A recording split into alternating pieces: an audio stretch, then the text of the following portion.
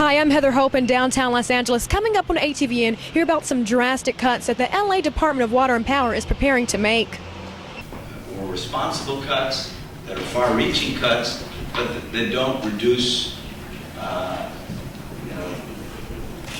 service quality. It is a very clear signal that this general manager understands that we're going to have to do everything we can to reduce our costs and our expenses, to really give the ratepayers of the city the comfort of knowing that we're doing everything that we can to tighten our belt.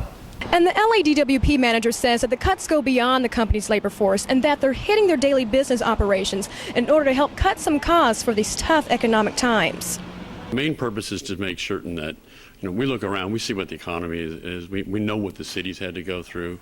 We need to be smart about it and reducing our costs everywhere we can cut them.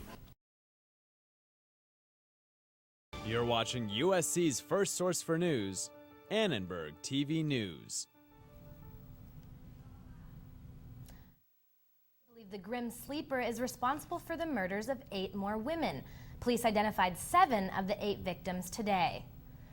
Suspected serial killer Lonnie Franklin was arrested last July and has already been charged in the deaths of 10 women. Good evening, I'm Caroline Vandergriff. And I'm Marco Saldivar. The murders took place between 1982 and 2006. Many of the victims were prostitutes whose bodies were dumped in the alleys and trash bins around South LA.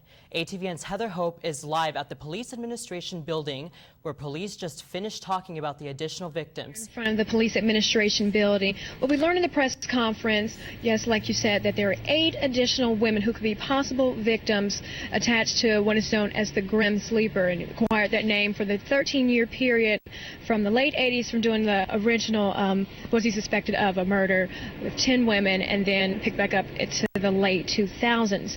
Now, what have we learned is that it's come from 180 pictures that he's found in the home of Lonnie Franklin Jr., who has been charged, down to 55 who are missing, and they've narrowed it down to about 8 women. One has not been identified yet, so 7 of the 8 have been identified, and the lead detectives are saying that the case is not looking too hopeful.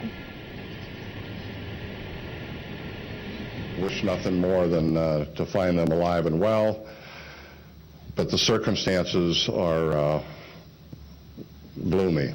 Police are still looking for the public to get their assistance in trying to narrow down these missing persons who could possibly link into this Grim Sleeper case. Now, 55, they have the pictures out. They're listening to the public to really try to get a good hold on this case to get some identification. Live out here in front of the Police Administration Building, I'm Heather Hope. Back to you guys in the studio.